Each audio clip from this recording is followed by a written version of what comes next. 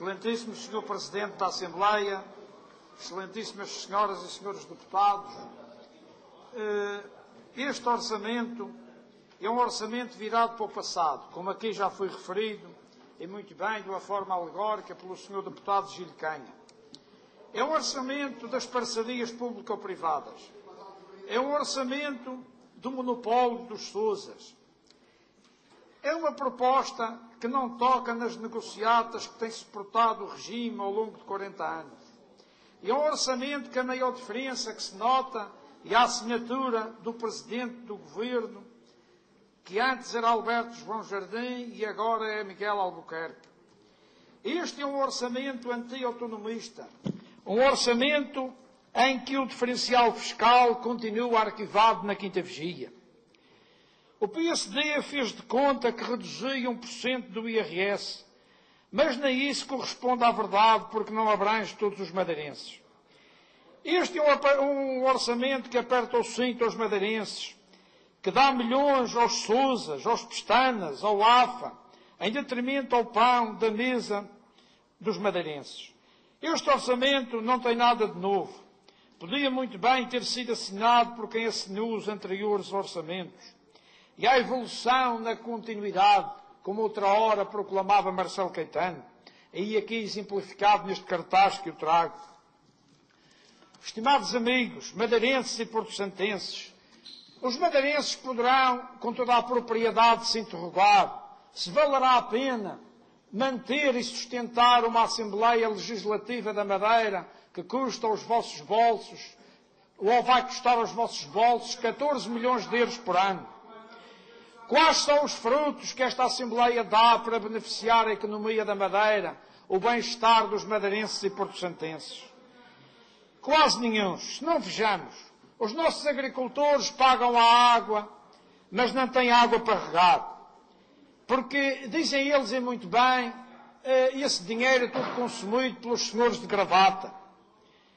O nosso agricultor tem que estar coletado para poder vender os seus produtos. Está à mercê dos intermediários. E já nem galinhas pode criar sem autorização dos serviços de pecuária. Meus amigos, e agora que dizer da economia informal, que andava à volta, por exemplo, isto é um pequeno exemplo, da venda de pão caseiro. Está-se nesta casa a cozinhar uma lei e a preparar uma lei para regulamentar o setor. O que significa que as pessoas que na economia informal cozem o pão caseiro madeirense, agora são-lhes exigidas leoninas condições que só os industriais da panificação é que estão à altura de cumprir. De maneira que, e agora, o que dizer da demagogia que o regime faz para atrair os investimentos dos imigrantes, quando não se baixam os impostos para que eles possam investir, e quando os nossos imigrantes, ao chegarem aqui, se querem na asneira de investir nesta terra, são logo alvo da pirataria do sistema, são logo penhorados pelos senhores da toga dos tribunais, pelos piratas das finanças e do Ministério Público. Não se esqueçam que nesta terra os piratas das finanças penhoram uma casa a um contribuinte, basta ter um selo de um carro atrasado, meus amigos.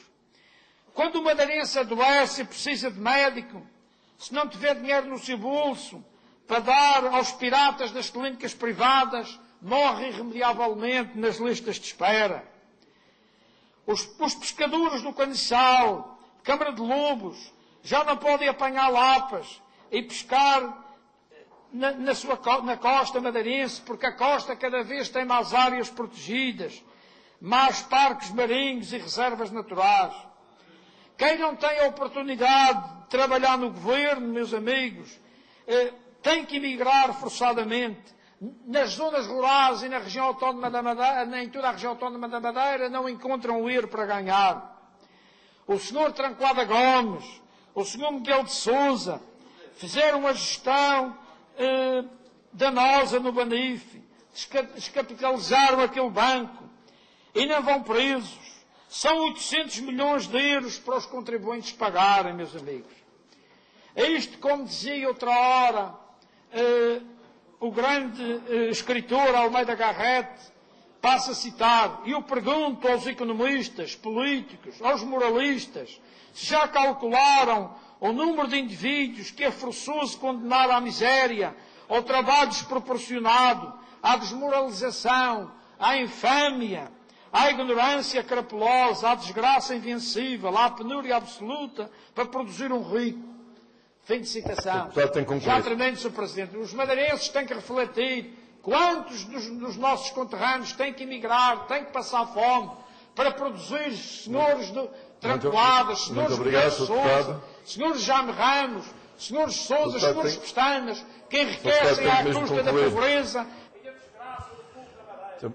Muito obrigado, Sr. Deputado. Para uma intervenção, tem a palavra o Sr. Deputado Roberto Almada.